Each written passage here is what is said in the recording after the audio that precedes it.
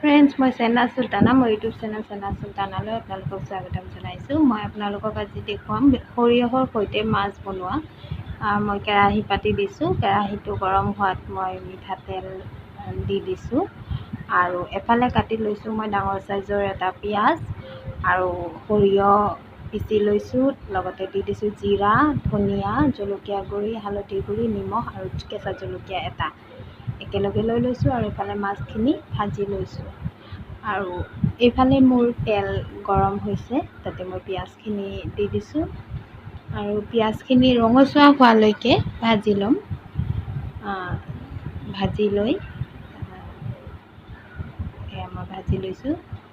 পিঁয়াজখিনি ৰঙচুৱা হোৱালৈকে ভাজি ল'ব লাগিব।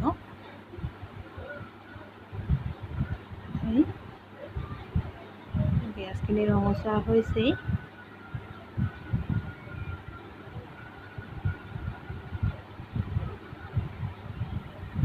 এনেদৰে ভাজি ল'ব আপোনালোকে পিঁয়াজখিনি, আৰু পিঁয়াজখিনি ৰঙচুৱা হ'লে তাতে মছলাখিনি দি দিব। মই দি দিছোঁ।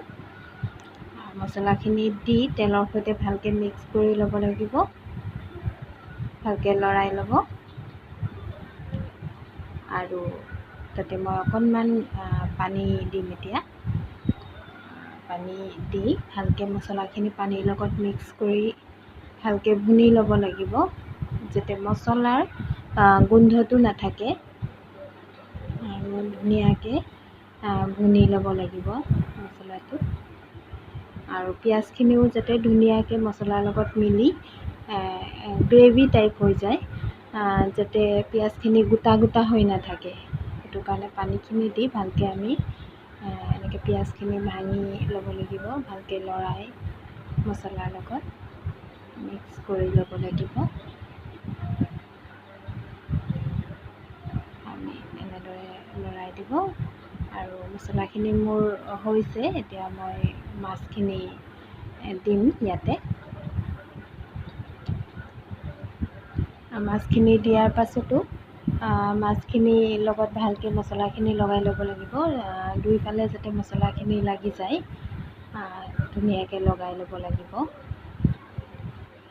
এনেদৰে লৰাই দুই পিঠি মছলাখিনি ধুনীয়াকৈ লগাই ল'ব লাগিব। আৰু অকণমান সময় এতিয়া গেছটো একেবাৰে কমাই অকণমান সময় থৈ দিম। গেছটো কমাই থৈ দিম আৰু ভালকৈ যাতে হয়। চাওক আপোনালোকে, মছলাৰ পৰা তেলটো ওলাই আহিছে, ধুনীয়াকৈ ভুনা হৈ গৈছে। তাতে মই এতিয়া অকণমান পানী দিম। পানী দি ধুনীয়াকৈ লৰাই ল'ম এতিয়া। ধুনীয়াকৈ লৰাই লৈছোঁ।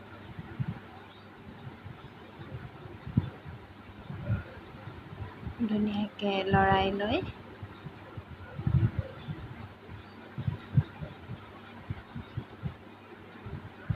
মই এতিয়া লৰাই লৈ ঢাকোন লগাই দিম।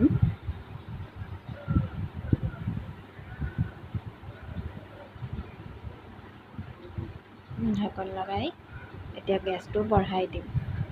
যিহেতু পানী দিছোঁ, গেছটো বঢ়াই দিম। মাজতে অকণমান মই ঢাকনিখন আঁতৰাই লাৰি দিছোঁ। এনেদৰে আপোনালোকে লাৰি দিব। মাছখিনি ইপিঠি সিপিঠি কৰি দিব, মানে উল্টাই দিব। আৰু আকৌ মই ঢাকনিখন লগাই থৈ দিম। আকৌ অকণমান পিছত মই চাইছোঁ, এতিয়া মোৰ তৰকাৰীখন প্ৰায় হৈছে। অকণমান সময় মই এনেদৰে লৰাই থাকিম, মছলাটো ভালকৈ যাতে মিক্স হৈ যায়। সেইটো কাৰণে এইখিনি এতিয়া আকৌ গেছটো কমাই দিব, যাতে তলত লাগি নাযায়। ঢাকোনখন লগাই থৈ দিব। এফালে মোৰ ভাতো হৈছে আৰু এফালে মোৰ তৰকাৰীখন হৈছে চাগে, প্ৰায় হৈছে। অকণমান আছে আৰু হ'ব সময়। এতিয়া মই অকণমান এনেদৰে লৰাই, এতিয়া মোৰ তৰকাৰীখন হৈ গৈছে। তো মই নমাম আৰু এতিয়া মই নমালোঁ। তৰকাৰীখন আপোনালোকে দেখিছে তেলটো পূৰা ওপৰত আহিছে। আৰু ফ্ৰেণ্ডছ, আপোনালোকেও এনেদৰে সৰিয়হৰ সৈতে মাছ বনাই খাবচোন আৰু কেনেকুৱা লাগে মোক কমেণ্টত জনাব। মোৰ ভিডিঅ'টো চাই যদি ভাল লাগে লাইক কৰিব, শ্বেয়াৰ কৰিব আৰু মোৰ চেনেলটো ছাবস্ক্ৰাইব কৰিবলৈ নাপাহৰিব। আৰু আপুনি যদি মোৰ ভিডিঅ'টো ফেচবুকত চাই আছে তেতিয়াহ'লে মোৰ পেজটো ফ'ল' কৰিব আৰু বেল আইকনটো ক্লিক কৰি অল কৰি দিব।